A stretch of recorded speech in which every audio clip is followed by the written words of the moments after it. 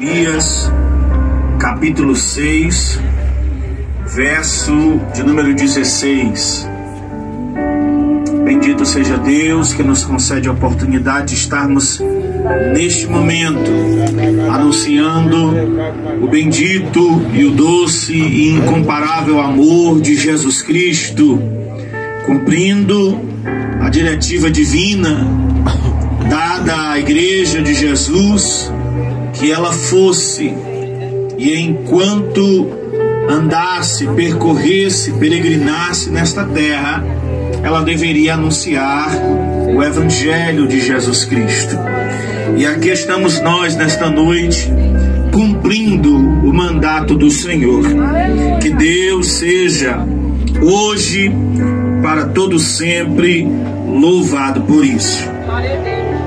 Jeremias 6,16 diz assim: assim diz o Senhor, permanecei-vos nos caminhos e vede, e perguntai pelas veredas antigas, onde está o bom caminho, e andai nele, e encontrareis repouso para as vossas almas. Mas eles disseram: nós não andaremos neles. Bendito seja Deus pelo conteúdo da sua palavra. Os irmãos podem tomar o seu assento. Nós temos lido um texto contido no livro do Antigo Testamento, mas que traz em si uma mensagem de Deus de grande relevância e extremamente atual. O Senhor, através dos lábios do seu servo, chamado Jeremias, brada a quem quer que o ouvisse e convida a todos que permanecessem à beira, ao lado dos caminhos e vissem, analisassem, ponderassem e perguntassem-se pelas veredas antigas. Perguntar pelos caminhos antigos. E se perguntassem, dentre os caminhos que viam, qual deles era o bom caminho?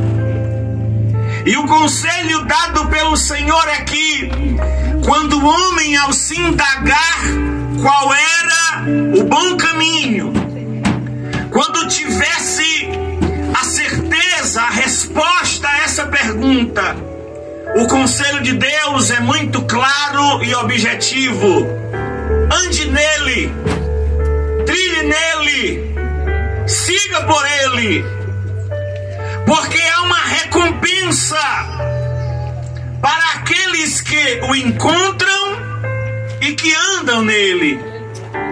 Quem encontra e anda neste bom caminho, a promessa dada por Deus é: encontrareis descanso para as vossas almas.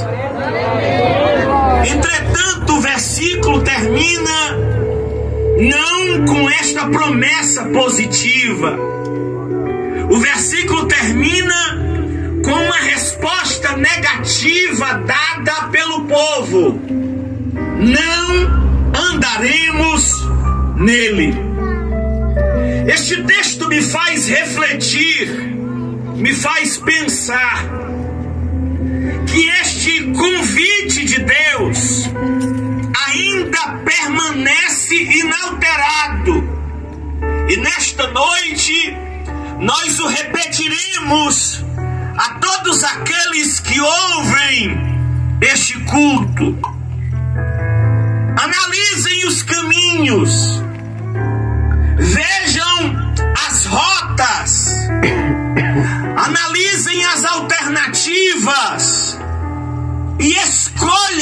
melhor delas. Sigam por ela, porque ao final dela alcançarão descanso para as vossas almas. Quando a Bíblia fala de caminho, a Bíblia fala de conduta, a Bíblia fala de rota, de jornada, de um itinerário seguido ou utilizado, quer traçado ou não, quer planejado ou não, que tira um indivíduo de um lugar e o conduz a outro lugar. Baseado neste texto e nas reflexões que faço, eu quero falar nesta noite sobre as 4 rotas da vida. 4 rotas que os homens, de um modo geral, quem sabe, têm escolhido, quer de forma consciente, quer de forma inconsciente. É bem verdade que existem muitos outros caminhos que o ser humano pode escolher trilhar, escolher seguir, escolher se comportar de acordo com o que pensam naquele determinado caminho ou naquela determinada rota. Mas a minha proposta esta noite é que nós consideremos cada uma dessas 4 rotas e vejamos o destino que cada uma dessas rotas pode nos levar. Cada uma dessas rotas é uma alternativa que nos está proposta. Algumas aparentemente aparecerão ou serão consideradas melhores, mais agradáveis, mais vantajosas. Mas nesta noite nós temos a responsabilidade dada por Deus de para falar a verdade. E a verdade, ela é incômoda. Ela é, por que não dizer, constrangedora. Mas ela precisa ser dita. As 4 rotas da vida. Quando eu falo de rotas, eu falo de alternativas que o homem pode escolher. A primeira rota que muitos têm decidido seguir, o primeiro caminho que muitos têm decidido traçar e obedecer e andar nele, eu chamo de a rota da ciência. A ciência é algo que nós podemos dizer fruto do pensamento e da sistematização do pensamento humano. A ciência é a tentativa humana de entender o mundo que lhe cerca, de perceber as leis que regem este mundo. Por exemplo, na noite de hoje, todos nós estamos sendo agraciados por este vento que ventila o ambiente, que torna este ambiente agradável. E a ciência, ela se sobrepõe e ela se baseia nas indagações e nas perguntas que o homem faz, na busca de entender os fenômenos naturais, de entender por que as coisas são como são. Por exemplo, em uma determinada época da humanidade, alguém procurou entender o que era o vento e chegou à conclusão que o vento era o ar em movimento, e também que este movimento do ar possuía uma força, e esta força poderia ser aproveitada para gerar energia, para gerar movimento. Se nós recorrermos à história humana, na época das grandes descobertas, em que os homens deixaram o continente europeu para descobrir novas terras. Aqueles homens só alcançaram os extremos do globo terrestre graças à força do vento, graças à aplicação de conhecimentos científicos da época, que utilizavam o vento como força propulsora para os barcos, para os navios, para as caravelas. E assim, o homem descobriu territórios até então ignorados. A ciência é algo muito atraente para qualquer ser humano, porque a ciência se propõe como um método, um meio, uma maneira de responder às perguntas que o homem tem.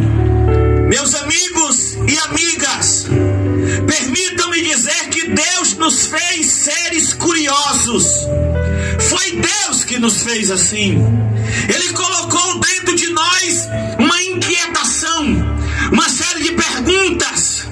Desde os maiores primórdios da humanidade, os que hoje são chamados de filósofos, se perguntavam: quem eu sou? De onde eu vim? Para onde vou? Por que envelheço? O que é a morte? O que há depois da morte?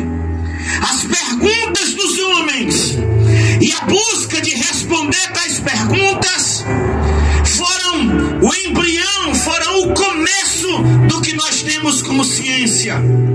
A ciência é algo que se baseia em suposições, análises e experiências. Para entender determinado elemento, o homem o quebra, o homem o diminui, para entender a essência daquele elemento. A ciência propõe analisar os fenômenos, os seres humanos, as leis naturais, as leis cósmicas e espaciais. São tentativas humanas de entender o mundo criado. Entretanto, a ciência não tem a capacidade de ser categórica naquilo que afirma. Pegue um livro de ciência do seu filho que estuda, quer no primário ou no secundário, e você verá lá nos livros de ciência: estima-se que, sugere-se que. Quando eles estabelecem datas, eles não podem ser categóricos. Eles dizem aproximadamente. Sabe o que é isso? Eu não estou aqui para denegrir ou falar mal das ciências. Elas são úteis. São graças ao efeito da ciência que nós temos medicamentos. Foi a ciência que nos possibilitou domar, direcionar e utilizar esta energia elétrica tão útil e tão indispensável para a nossa vida. Entretanto, qual é o problema da ciência? A ciência tem o desejo de desafiar a soberania e a sabedoria divina. Quem é o homem para entender o que Deus fez? Quão pretensiosos são os cientistas, e por que não dizer os seres humanos, de tentar entender as coisas que Deus faz. Por que Deus fez assim? Não é só uma questão de questionar, é uma questão de querer ser maior do que Deus, é querer ser melhor, é querer ir além de Deus. Qual é o problema da ciência? O problema da ciência é que a ciência arrogantemente quer se colocar no lugar de Deus. Mas bendito seja o nome do nosso Deus nesta noite, que mesmo com todo o avanço da ciência na época que vivemos, o homem não encontrou, e eu me atrevo a dizer, jamais encontrará todas as respostas. O homem jamais alcançará todo o entendimento, porque isso ele só alcançará quando ele se encontrar com Deus. Só Deus é o detentor de tudo isso. Mas qual é o problema? Alguns cientistas, por criarem teorias nas suas mentes, acham-se superiores a Deus. Há alguns anos morreu um físico muito famoso, embora debilitado por uma doença degenerativa que desde a sua juventude o aprisionou em uma cadeira de rodas. Um inglês inteligentíssimo chamado Richard Dawkins. Através das análises das leis da física, da química, da quântica, aquele homem escreveu um livro chamado Deus, um Delírio. Olha a arrogância. E por que ele dizia que era Deus um delírio? É porque Deus não podia ser provado. É porque Deus não podia ser analisado. E ele não estava errado. Deus não é um cadáver que o homem possa dissecar, abrir e entender quem ele é. As coisas que Deus faz são muitas vezes envoltas em mistérios. E por que Deus faz assim? É porque Deus quer a humildade do homem. Se ele quer entender, aproxime-se de Deus.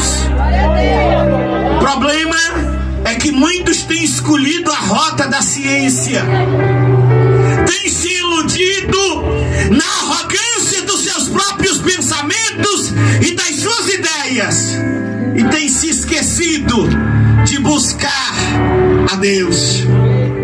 Homens que se comportam ou querem se comportar como Deus, homens que querem viver para sempre, eles querem ir além dos ditames de Deus.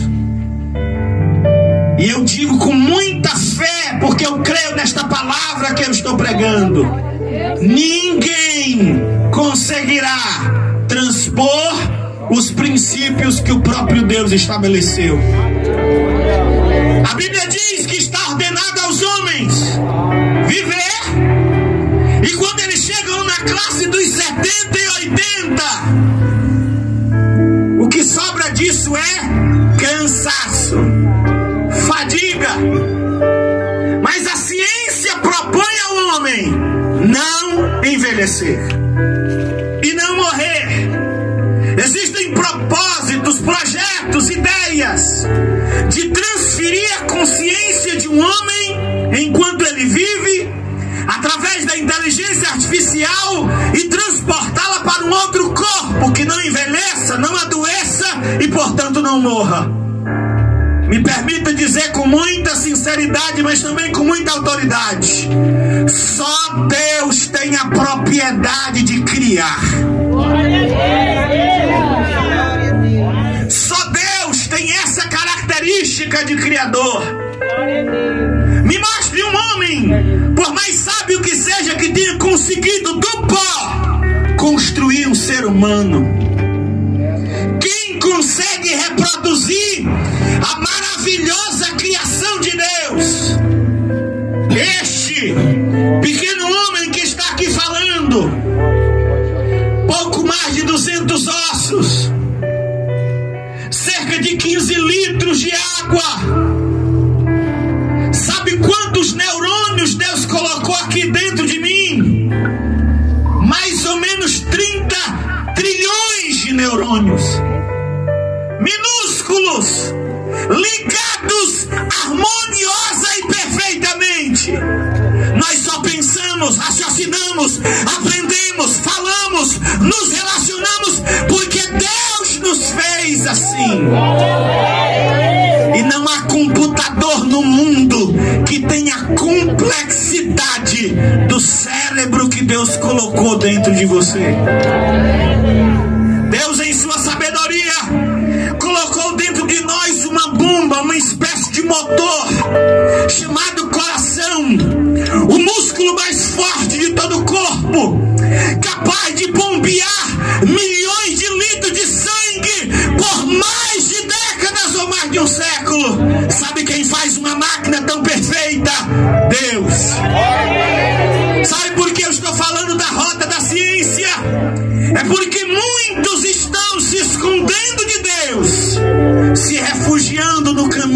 ciência. Mas eu quero dizer aqui esta noite que a ciência jamais vai superar a Bíblia. O homem não quer aceitar que foi criado por Deus. Sabe o que é que ele faz? Ele cria a famigerada teoria da evolução. E ele diz que nós somos uma sucessão de mutações e adaptações, que ao longo do tempo, nós que há milhões de anos atrás fomos macacos, segundo eles, nos tornamos seres humanos sencientes e conscientes que nós somos. Embora eu respeite a ciência, eu prefiro a Bíblia. A Bíblia não supõe, a Bíblia declara que o Senhor Deus fez o homem do pó da terra e soprou nas suas narinas e ele se tornou alma vivente. Eu quero dizer aqui a plena capacidade dos meus pulmões. Eu não sou a evolução de um macaco, porque só alguns macacos evoluíram e outros continuam sendo símios. A ciência não explica. Sabe por que a ciência não explica? Porque a verdade não está na ciência. A verdade está na palavra de Deus, que diz que Deus criou o homem à sua imagem e semelhança e o colocou na terra para servi-lo e honrá-lo. Quando analisamos a primeira rota, vamos analisar aonde ela leva. O máximo que a ciência pode nos levar é aos títulos, aos doutorados, às publicações que podem fazer um homem ou uma mulher famosos. Mas a ciência não é capaz de responder todas as perguntas do homem. Sabe por que a ciência não consegue responder todas essas perguntas? Eu vou te dizer só uma pergunta que a ciência não consegue explicar. Por que todo ser humano, por que todo indivíduo neste planeta, não importa a idade, o sexo, a cultura, o nível financeiro, não importa se no Oriente, no Ocidente, se num lugar frio ou num lugar quente, por que todo homem tem necessidade de ter um Deus para si? A antropologia, quando analisa o ser humano, vai dizer que o homem tem a necessidade do divino. Ela só não aceita a resposta correta. Por que o homem tem necessidade do divino? É porque o homem é obra criada por Deus e só será plena, perfeita, apta novamente quando voltar a ter comunhão com Deus. A ciência não consegue vencer o maior inimigo do homem. E não sou eu que estou dizendo isso. A Bíblia diz isso. O maior inimigo do homem é a morte. A ciência humana, com toda a sua evolução e todas as suas tentativas, não consegue superar a morte. Nem o homem que fez um livro dizendo que Deus era um delírio, nem ele conseguiu superar a morte. Na madrugada deste sábado, o Brasil perdeu um ícone do entretenimento. Silvio Santos faleceu. Homem com uma das maiores fortunas do mundo. Estava no maior e melhor hospital deste país. Ele tinha a seu dispor tudo que a ciência poderia fazer por ele. Mas a ciência não conseguiu vencer a morte. Se nós considerarmos esta rota, nós vamos ser muito sinceros. Por mais que ela seja atraente, ela não é o caminho que vai dar descanso para as nossas almas. Vamos analisar agora uma segunda rota, um segundo caminho. Este é mais ainda, a rota da religião. A religião é o caminho, ou um caminho, que muitos têm escolhido como alternativa, na tentativa de se relacionar com Deus. A própria palavra religião vem do latim religare, a tentativa do homem se religar, se reconectar com Deus.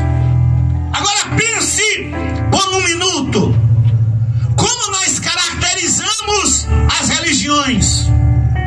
Toda religião, quer grande, quer desconhecida, é baseada em dogmas, é baseada em rituais, é baseada em cerimônias. Toda religião, apresenta esses três elementos. Primeiro elemento, dogma. O que é o dogma para a religião? O dogma para a religião é o que a religião diz que é certo e o que é errado. É o que a religião diz, faça ou não faça. Isso é o dogma. Segundo elemento de toda religião é o ritual. É a maneira que a religião ensina o seu fiel que ele deve expressar a sua religiosidade. E quando nós analisamos as religiões da terra, nós vamos encontrar uma diversidade de rituais. Existem religiões que ensinam, propõem que os seus fiéis se machuquem, se flagelem, se firam, façam sacrifícios no corpo, derramem o próprio sangue, na tentativa de serem agradáveis ao Deus que ele diz servir. Observe, a religião católica no Brasil, nós somos o maior país católico do mundo, nós somos o maior país espírita do mundo, e nós somos o maior país pentecostal do mundo. Mostra que esta nação é uma nação religiosa. O catolicismo ensina o quê? Que você deve fazer promessas, e que as promessas que você faz, você deve cumprir. E uma certa feita, eu estava indo pregar numa cidade do interior do estado chamada Itatira, depois de Canindé. Enquanto eu ia descendo pela BR-020, nós encontrávamos grupos de pessoas carregando cruzes sobre os ombros, algumas delas descalças, algumas delas se flagelando. Por quê? Porque a tentativa daquele religioso era: eu estou fazendo esse sacrifício para ser agradável à divindade que eu creio. E esse é um aspecto muito forte da religião. A religião quer colocar no homem rituais e cerimônias. Por que você vai para a missa? Por que você toma comunhão? É porque alguém te ensinou que aquilo ali é a forma de adorar a Deus e de ter comunhão com Ele. Qual é a tentativa da religião? A religião quer reconciliar o homem com Deus. Mas eu preciso ser sincero, que toda religião do mundo, espiritismo, catolicismo, protestantismo, irmão Luiz, protestantismo, o protestantismo também. Irmão Luiz, você não é protestante? Eu sou, por convicção, porque creio nas doutrinas pregadas na Bíblia. Mas nenhuma religião, nenhuma, tem o poder de reconciliar o homem com Deus. Por que você diz isso, irmão Luiz? Porque Jesus não é propriedade de nenhuma religião. Sabe qual é o problema do religioso? É que uns não creem em Jesus. Tem umas religiões por aí de um povo que bate na sua porta no domingo de manhã, que diz que Jesus era um anjo. Não, ele não era um anjo. Tem pessoas por aí que dizem que Jesus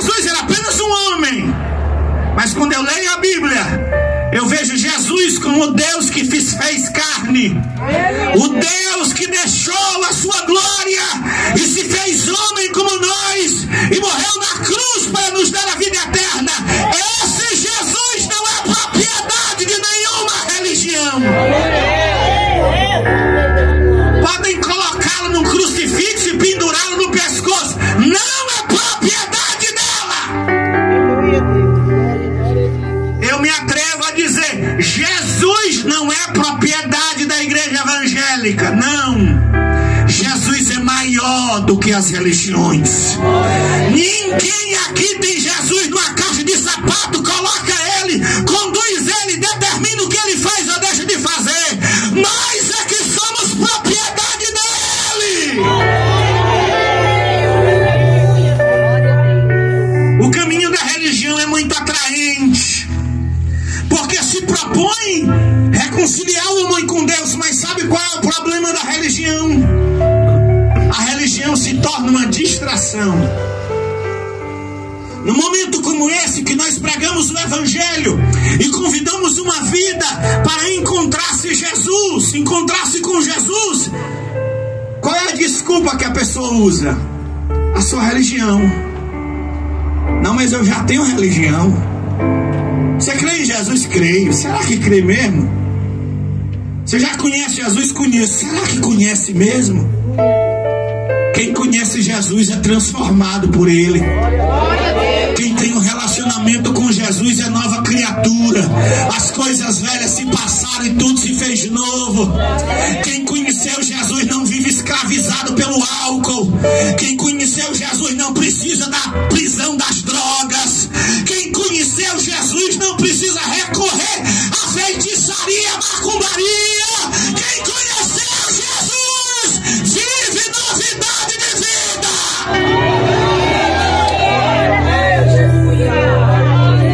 Sabe qual é o problema da religião? É porque o religioso diz assim: não, eu sou espírita. É espírita, mas vai na macumba.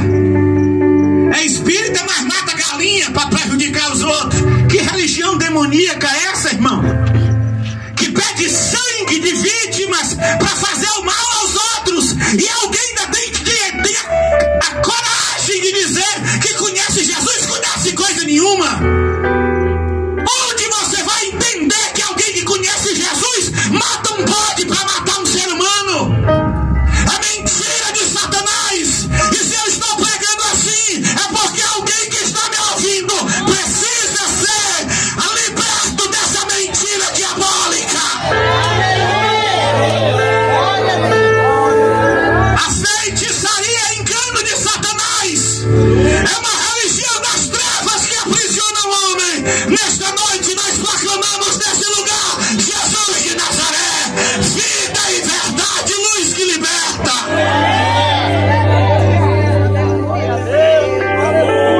É provável que alguém vai me chamar de intolerante. Não.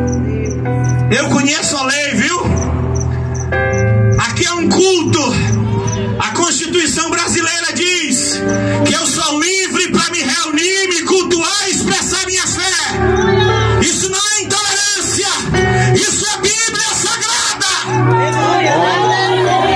E ainda que não gostem que os crentes digam isso, ainda que coloquem crentes na cadeia por dizer isso, não vai mudar a verdade.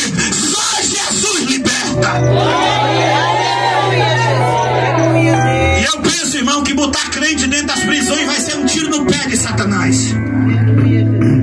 Porque, irmão, se essa igreja ela se reunir dentro de presídio, vai fracassar o crime no Brasil, irmão. Porque aonde o evangelho chega, o evangelho transforma, o evangelho liberta. A religião é um engano, é uma desculpa que afasta o homem do verdadeiro caminho do céu. O caminho do céu não é a tua religião nem a minha. O caminho do céu é Jesus Cristo Nazareno, que morreu e ressuscitou o terceiro dia.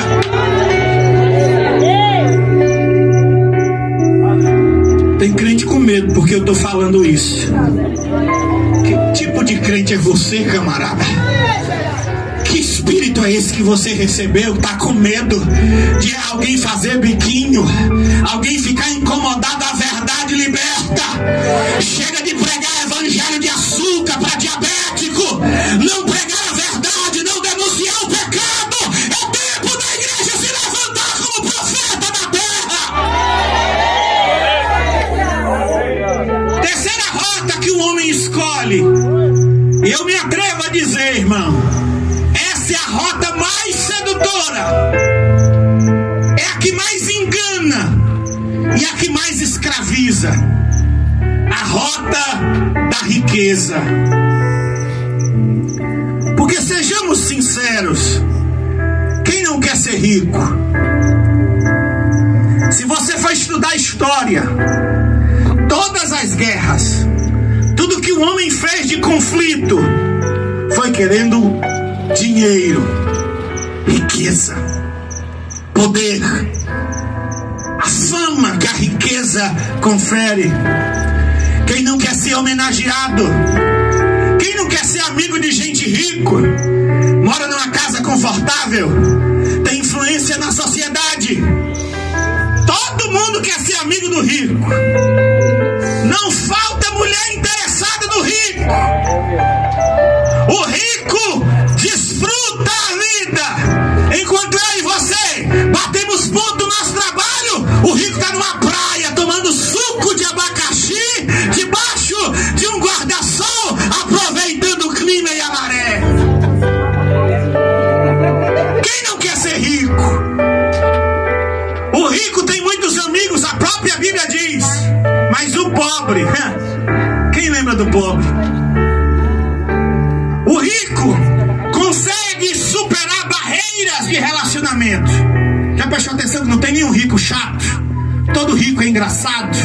Todo rico é cheio de amigos. Todo rico é agradável. Porque a riqueza faz isso com o rico. Ninguém quer andar no meu carrinho. Mas quem quer andar no SW4 zerada? Com ar-condicionado? Quem não quer passear de Land Rover? Não é, irmãos? É a riqueza e o fascínio que ela traz. Só que tem uma coisa, irmão. A riqueza, ela se torna uma prisão. Por quê? Porque a riqueza escraviza o homem como nada nesta terra escraviza. E eu vou te provar. Primeiro, a riqueza escraviza o homem na busca por ela. O homem está tão fascinado em ser rico que ele mata, ele trai, ele mente, ele quebra qualquer tipo de aliança para ser rico. E a gente está num período que a gente vai ver o que é a força da riqueza. Quem era inimigo há 4 anos atrás, agora na eleição vai ser amigo para andar de ombro a ombro. O que é isso? Interesse e falsidade por causa da riqueza. É o desejo de ser rico. Escraviza o homem. O homem que vive escravizado pelo trabalho, pela ganância, para iludir, para ter lucro, para ser rico, para ser poderoso. Mas a riqueza, ela é mais traiçoeira ainda, porque ela não aprisiona só quem busca ela. Ela aprisiona quem alcança ela. Irmãos, entenda a seriedade da riqueza. Preste atenção. Vocês conhecem a Bíblia como eu conheço. Todas as pessoas, ao encontrarem Jesus, saíam, depois do encontro que tinham com Ele, melhores do que antes de encontrar Jesus. Aleluia. Ninguém, irmão, voltava do encontro com Jesus pior. O cego encontrava Jesus, saía vendo. O paralítico cruzava o caminho dele, saía pulando, dando glórias a Deus.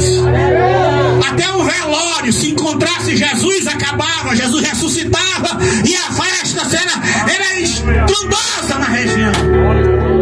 Sabe qual é o problema? A Bíblia diz que uma certa vez chegou um homem muito rico e muito religioso. E ele chega com uma um linguajar muito polido, querendo enganar Jesus, assim: bom mestre, o que farei de bom para herdar a vida eterna? Jesus olhou para ele e perguntou: tu conhece os mandamentos? E ele, querendo se justificar, começou a citar para Jesus: eu conheço. Não matarás, não adulterarás, não dirás falso testemunho. Ele tinha na ponta da língua a palavra, o dogma, a lei. Mas Jesus entendia e via dentro do coração daquele homem e sabia o que aprisionava, prendia aquele homem. Ele disse: dá tudo o que tu tem aos pobres e depois me segue, que eu te dou a vida eterna. A Bíblia diz que aquele homem entristeceu-se porque era possuidor de muitas riquezas. E aquele homem saiu da presença de Jesus envergonhado, angustiado, aflito. Sabe por quê, irmãos? Porque a prisão dele era a riqueza. Quando Jesus propõe que ele dê aos pobres tudo que possuía, Jesus queria libertá-lo da avareza. Mas aquele homem amava muito o que tinha. Eu, da minha riqueza para os pobres, e viver seguindo um Galileu desse, que também é famoso por andar com pobres, por causa de vida eterna? Não. Quando aquele homem sai, Jesus olha para os seus discípulos e diz assim: é mais fácil camelo passar por uma agulha do que um rico, do que um que confia na riqueza entrar no reino dos céus. A riqueza aprisionou aquele homem de tal forma que aquele homem perdeu a oportunidade de ter um encontro transformador com Jesus. Jesus contou uma parábola de um grande fazendeiro, de um homem dono de muitas terras. E num determinado ano, as terras daquele homem produziram de uma forma extraordinária. E aquele homem pensou consigo mesmo: a minha colheita foi tremenda, eu tenho muito, o que é que eu vou fazer com tudo que eu tenho? Eu vou fazer celeiros, armazéns maiores, para guardar tudo que eu produzi. Jesus disse que naquela noite aquele homem ouviu uma voz, e a voz dizia: louco, louco, hoje mesmo tu perderás a tua vida, e o que tu tens preparado para quem será? Tanta gente neste dia está preocupado com uma manhã, está preocupado com quem vai ganhar para prefeito ou para vereador, está preocupado com A, com B, com isso, aquilo. E quem se preocupa com a sua vida eterna? Quem se preocupa com a sua alma? Quem se preocupa com a eternidade?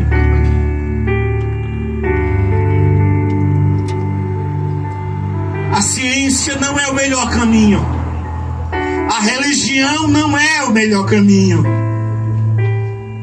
As riquezas não é o melhor caminho. Mas eu quero te apresentar uma quarta rota. A melhor rota. O melhor caminho. Jesus Cristo. Não a ideia. Não apenas o pensamento de saber que ele existiu. A pessoa dele. Lembra do que eu li no começo da mensagem? perguntem, vejam, perguntem qual é o melhor caminho. E quando vocês descobrirem, andem nele, andem nele, andem nele, e encontrareis descanso para as vossas almas. O Senhor Jesus, ele foi categórico, ele foi seguro, ele foi direto, não houve rodeios nas palavras de Jesus. Uma certa feita, um dos discípulos, de forma imprudente, disse: mostra-nos o Pai, Senhor, isso nos basta. Jesus olhou para ele e disse: Filipe, tanto tempo eu estou contigo e tu vem me dizer, mostra o Pai? Você não crê em mim nem por causa das minhas obras, nem por causa do que eu faço. Em verdade te digo, eu sou o caminho, a verdade e a vida, e ninguém vem ao Pai senão por mim. O caminho antigo, o caminho esquecido, o caminho rejeitado, o caminho desprezado é Jesus Cristo. E eu vou dizer aqui com graça que recebo de Deus: tem muita gente que tem o nome de Jesus no lábio, mas não tem Jesus no coração. E não adianta falar de Jesus se não amá-lo, e não servi-lo, e não honrá-lo, e não adorá-lo, e não procurar satisfazê-lo. Na certa feita, Jesus disse assim: venham a mim todos os que estão cansados e sobrecarregados, e eu vos aliviarei. Tomem sobre vocês o meu jugo e aprendam de mim, que eu sou manso e humilde de coração, e encontrareis descanso para as vossas almas. A ciência não pode dizer isso. Eu tenho descanso para a tua alma. Glória a Deus. Sabe por que não tem? Porque a psicologia não tem a cura para a depressão. Os ansiolíticos não curam a ansiedade. É só um paliativo, é só uma forma de controlar. Mas descanso para a alma a ciência não tem. A religião, com todas as suas cerimônias, com todos os seus rituais, não pode dizer: eu tenho paz para a tua alma. As riquezas, essa que não pode dizer mesmo que tem paz para a alma do homem. Eu trabalhei em uma indústria cujo homem é um dos homens mais ricos deste estado. E enquanto trabalhava lá, alguém da fábrica disse: o doutor fulano não consegue dormir nem com remédios pesados. Quantos não são os ricos que não têm felicidade, que vivem de bar em bar, de copo de uísque atrás do outro, mas são infelizes e sem nenhuma esperança, porque a riqueza não pode trazer descanso para a alma do homem. Só Jesus pode trazer descanso para a alma cansada e aflita. Só Ele recebe o pecador. Só Ele recebe o pecador. E quando recebe, o transforma, o liberta. Só Ele tem a capacidade de transformar alguém desiludido, sem esperança e sem expectativa, em um crente salvo, lavado e remido no sangue dele, cheio do Espírito Santo, cheio de alegria, cheio de contentamento. Só o Senhor Jesus pode dar descanso para a tua alma. Diante de tudo que já falamos, permita-me te dar um conselho. O melhor caminho, o maior caminho O caminho através do qual o homem vai encontrar descanso para a sua alma é o Senhor Jesus Cristo. E hoje Ele está aqui esta noite. Você não pode vê-lo, mas você pode senti-lo. E você encontra Ele através da fé. Se você acreditar que Ele é real e que Ele morreu para perdoar os teus pecados. Oi. E Ele morreu para perdoar os teus pecados. Se você se arrepender de tê-los cometido. Glória a Deus.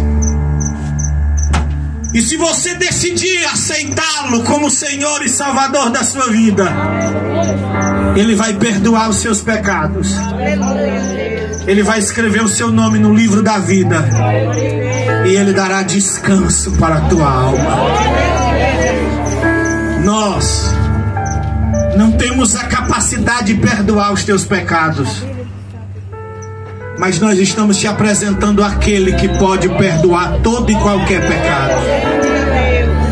Não há vida destruída que Jesus não possa libertar e transformar. Não há. Jesus ama e chama a todos. E o convite dele ainda é o mesmo: vem. Alma cansada, vem. Alma cansada, vem. Ele pode tomar o peso que te oprime, jogar para longe de ti, te dar vida e vida com abundância. Olha o conselho de Deus: quando encontrar o melhor caminho, ande nele.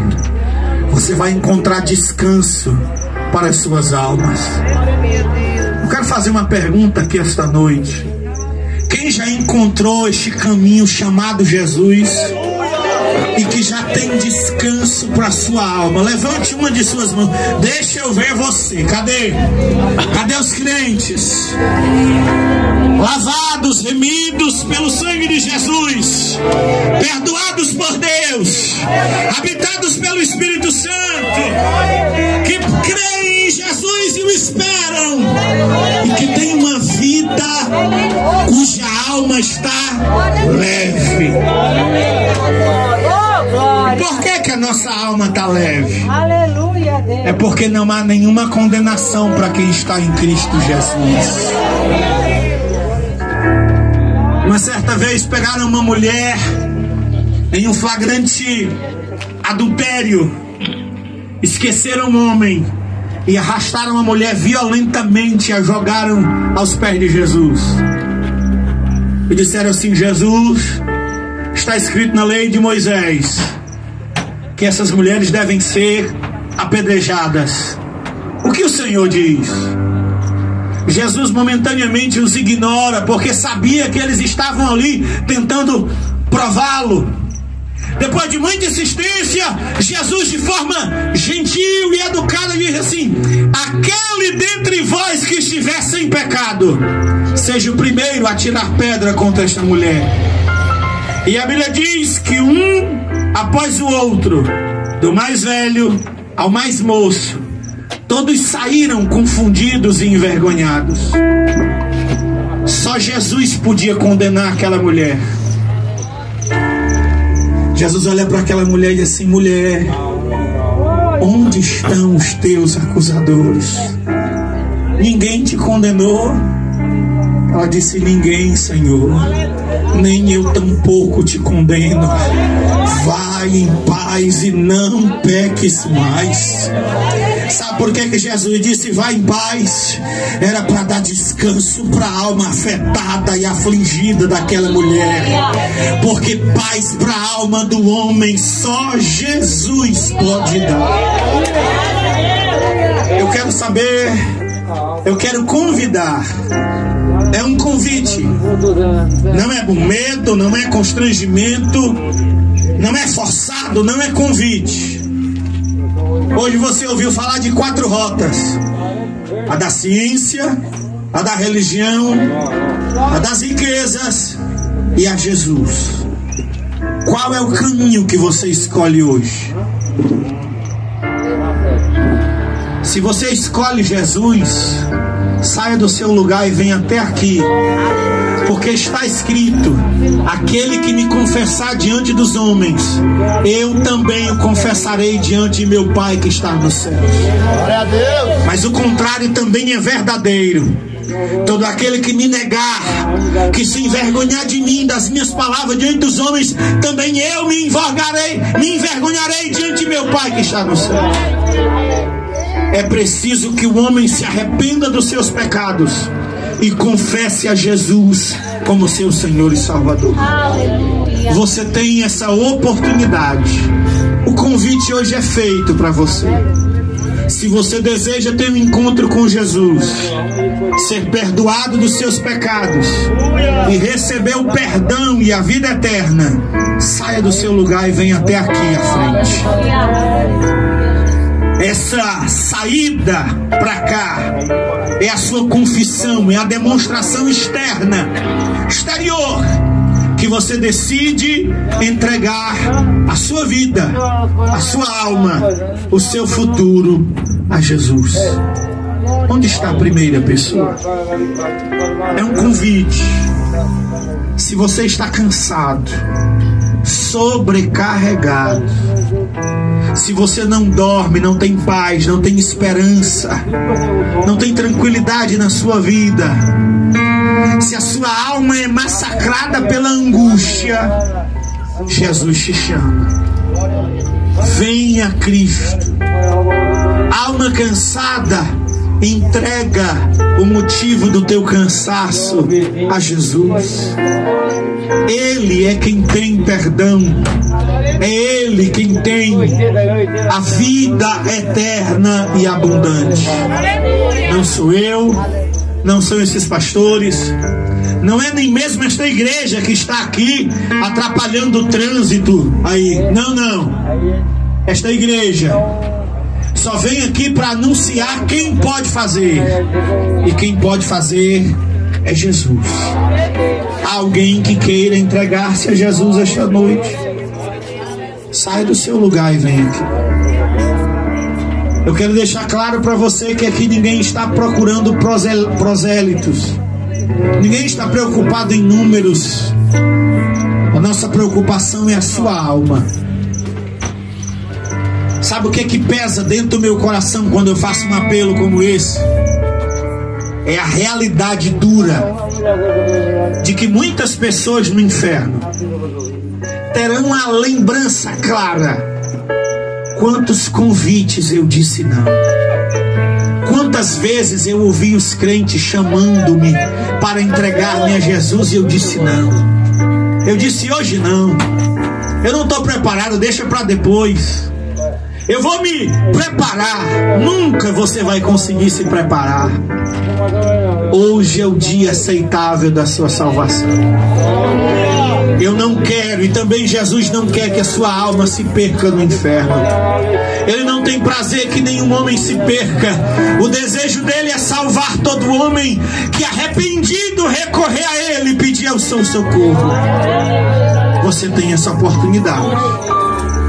Você tem este convite, é facultado a você, mas ninguém pode decidir por você. Eu encerro a minha palavra só te dizendo algo. Eu tinha 15 anos quando eu entreguei a minha vida a Jesus. Eu era uma adolescente que não sabia nem o que eu queria ser. A minha mãe era crente, mas o irmão que estava pregando no culto de domingo disse que Deus não tinha neto e que minha mãe já tinha sua eternidade garantida. Eu não, porque a fé dela não iria salvar a minha alma. E aquele homem, naquela noite de domingo, 28 de julho de 1998, ele disse: Jesus te ama e tem uma obra na sua vida. Jesus quer te fazer um pregador do Evangelho. E hoje eu estou aqui pregando o Evangelho. Eu entreguei a minha vida a Jesus naquela noite de domingo. Houve um processo de libertação, mas eu posso te dizer com toda sinceridade, valeu a pena. Eu sou perdoado. Eu encontrei descanso para minha alma. Eu encontrei o maior tesouro, que é Jesus, e eu não o deixo por nada. Eu peço a Ele que Ele me mate antes de eu renunciá-lo ou envergonhá-lo. Eu prefiro morrer do que pecar. Eu prefiro a morte do que ser separado dele. Eu não temo a morte me levará ao encontro dele. Bendito seja ele. Aleluia, eu sinto a presença dele neste lugar. Aonde está a segunda vinda para Jesus esta noite? Ele é real, ele está aqui, ele te chama.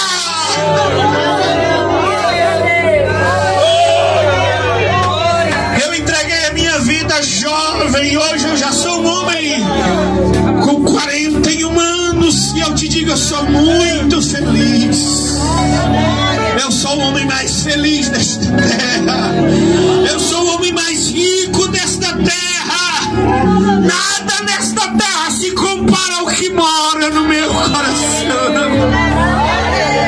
No momento em que aceitei ao meu Jesus, oh aleluia, minha vida logo se.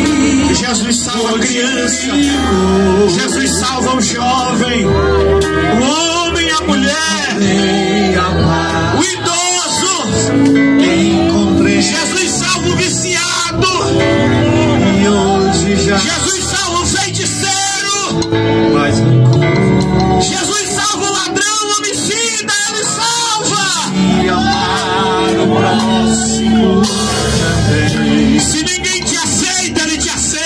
Perdoar aquele que me ofende. Se ninguém te ama, ele te ama. Deus amar você, eu amo também.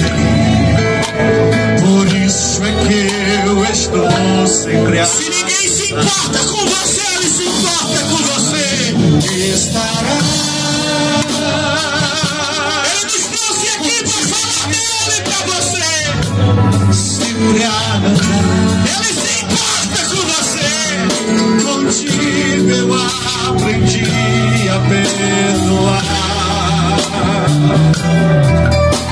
Contigo para ele te chama. Ele está batendo na porta do seu coração. Não endureça o seu coração. Você sabe que é verdade o que estamos pregando.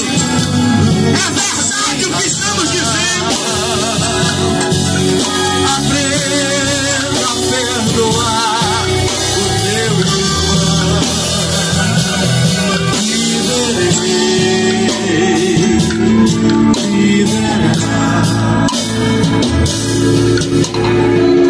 Eu gostaria de fazer um pedido aqui esta noite. Eu sei que todo este dia, durante todo este dia, essa igreja esteve abençoando vidas, servindo a pessoas e sendo útil aos propósitos do reino. Mas eu quero pedir, é um pedido, quem sou eu para mandar? Eu quero que este culto termine com um clamor, para que Jesus quebre os grilhões, as prisões espirituais que oprimem vidas aqui neste lugar. O Senhor me revela vidas oprimidas por entidades malignas, entidade dos vícios, entidade do sexo, entidade da loucura. E esta noite é noite de quebrar grilhões. O Senhor nos trouxe até aqui como guerreiros.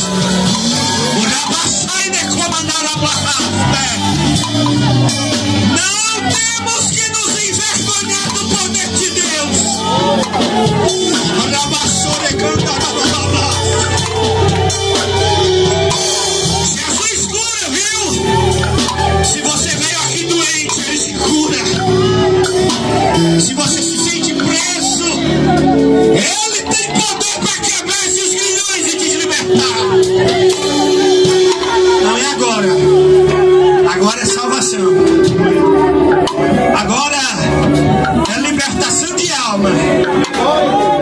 Mas eu gostaria de pedir que no final deste culto haja um clamor profético aqui para Jesus no mundo espiritual. E só quem é espiritual entende o que eu estou dizendo.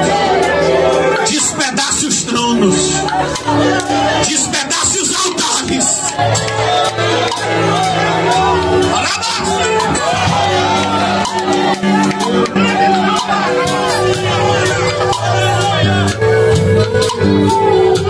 Jesus quer quebrar hoje. Eu creio no poder do nome e do sangue de Jesus. Foi derramado sangue para não acontecer esse trabalho aqui. Mas eu quero dizer que mais poderoso do que o sangue de animais é o sangue que foi derramado lá no Calvário.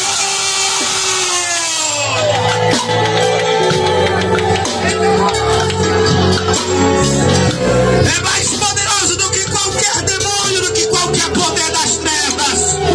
É o poder do sangue de Jesus Cristo. Onde está a terceira vida para Jesus? Eu preciso entregar o microfone e eu quero dizer aqui a minha última palavra. Amanhã pode ser tarde para você. Essa é uma oportunidade que Deus está te dando para te livrar da morte, para te livrar da destruição da tua vida, para livrar do teu lar da destruição completa da tua família. Crê no Senhor Jesus e será salvo tu e a tua casa. Crê no Senhor Jesus e será salvo tu e a tua família. Aleluia. Dê um passo de fé para Jesus. Dê um passo de fé para Jesus. Vem você e depois Ele resgata todos. Ele resgata todos. Eu quero convidar as irmãs de oração que estejam em espírito intercedendo. Estamos em batalha espiritual nesta noite. Eu quero seriedade da igreja. É momento de nós estarmos em espírito orando para que o Senhor quebre as cadeias. É momento para brincar, para conversar. É muito sério aqui. O destino eterno de vidas está em jogo. À medida que ministramos, o Senhor está pelejando. Há anjos de Deus aqui neste lugar. Nós não estamos aqui abandonados. Não adianta alguém querer amedrontar. Maior é o que está em nós. Maior é o que está em nós.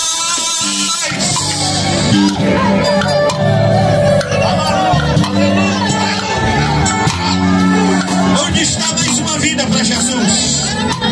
Onde está mais uma vida para Jesus? Oh, mulher de Deus, deixa Deus lhe usar. Aqui é o lugar de ser usado por Deus. Aqui. Falar em língua, igreja é fácil. Ser canal de Deus, igreja é fácil. É aqui que você mostra a unção que recebeu. Vai lá e convida. Vai lá, pega na mão e usa de autoridade. Vai lá. Aleluia, aleluia, aleluia. Cristo te chama. Você está pensando assim, não, Jesus não se importa com uma pessoa como eu. E como Ele se importa? Ele trouxe esse povo todo aqui para falar do amor dele para ti. Como Ele se importa com você. Muitas pessoas desistiram de você.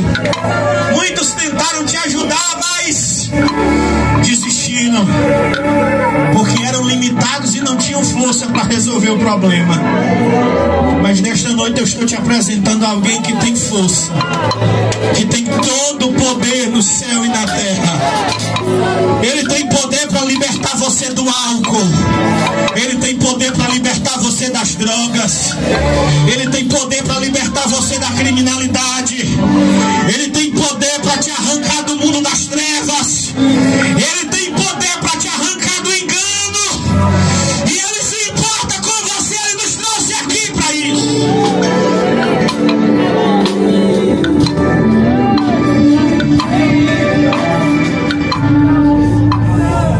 Deixa eu entender aqui, porque eu não quero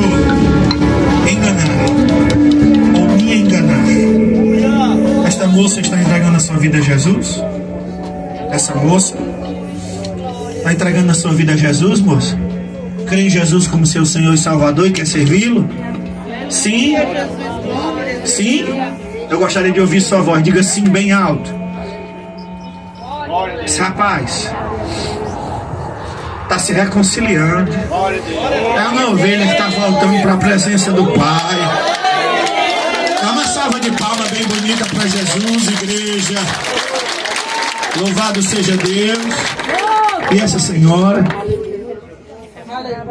é mãe dele. Jesus está restaurando um lar hoje, querido. Só Jesus faz essas coisas. Só Jesus faz essas coisas. Bendito seja o nome dele. Ainda tem lugar para você. Ainda tem lugar para você. Eu tenho 2 minutos. 2 minutos. Estou esperando você. Nós queremos orar por você. Nós queremos lhe abraçar e dizer para você a paz do Senhor. E queremos que você também responda com a paz do Senhor.